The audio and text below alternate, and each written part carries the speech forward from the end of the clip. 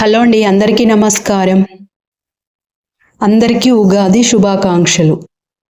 మా ఇంట్లో ఉగాది పచ్చడి ఇలా తయారు చేసుకున్నాం. మా ఇంట్లో మొన్న మా అబ్బాయికి కళ్యాణం జరిగింది కదా, కూరాడు కోసం కొత్త కుండలు తీసుకొచ్చినప్పుడు అందులోని ఈ కొత్త కుండను మేము ఈ ఉగాది పచ్చడకు ఉపయోగిస్తున్నాం. కొత్త కుండను తీసుకొని శుభ్రంగా నీళ్ళతో కడిగి పసుపు రాసి, పసుపు కుంకుమ గంధం అక్షంతలు వేసి నేలపైన క్లాత్ పరిచి దానిపైన బియ్యం పోసి ఈ కొత్త కుండను దానిపైన పెట్టాం. చింతపండు గుజ్జు, బెల్లం, వేప పువ్వు, మామిడికాయ ముక్కలు వేసి ఒక గ్లాస్ నీళ్లు పోసి ఈ కుండలో పోసి దీపం వెలిగించి కొబ్బరికాయ కొట్టి మామిడికాయ పులిహోర, బొబ్బట్లు నైవేద్యంగా సమర్పించాం. ఉదయాన్నే హడావిడి లేకుండా ఈజీగా బొబ్బట్లను తయారు చేసుకోవచ్చు.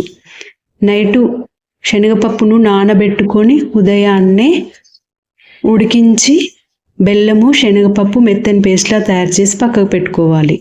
నాకు కావలసినంత గోధుమ పిండి తీసుకొని ముద్దలాగా కలిపి ఇలా బొబ్బట్లు తయారు చేసి మన ఇంట్లో ఉన్న దేవుళ్ళందరికీ నైవేద్యంగా సమర్పించవచ్చు.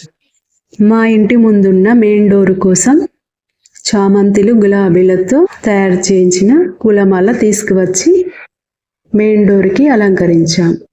మామిడి తోరణాలతో ఈ పూలమాలతో చక్కగా అలంకరించుకోవడం వల్ల పండుగ వాతావరణం బాగుంటుంది. వేసవి కాలంలో ఫ్రిడ్జ్లోని వాటర్ తాగడం కన్నా ఒక కొత్త కుండ తీసుకొని నీళ్ళతో శుభ్రంగా కడిగి అందులోని నీళ్లు పోసుకొని ఉదయం నుండి సాయంత్రం వరకు ఆ నీళ్లను త్రాగడం వల్ల ఆరోగ్యానికి చాలా మంచిది. ఫ్రిడ్జ్లోని నీళ్లు తాగాలి అనుకునేవారు బయట నుండి ఇంటికి వచ్చాక బాగా కూల్ ఉన్న వాటర్ని తాగకపోవడం మంచిది.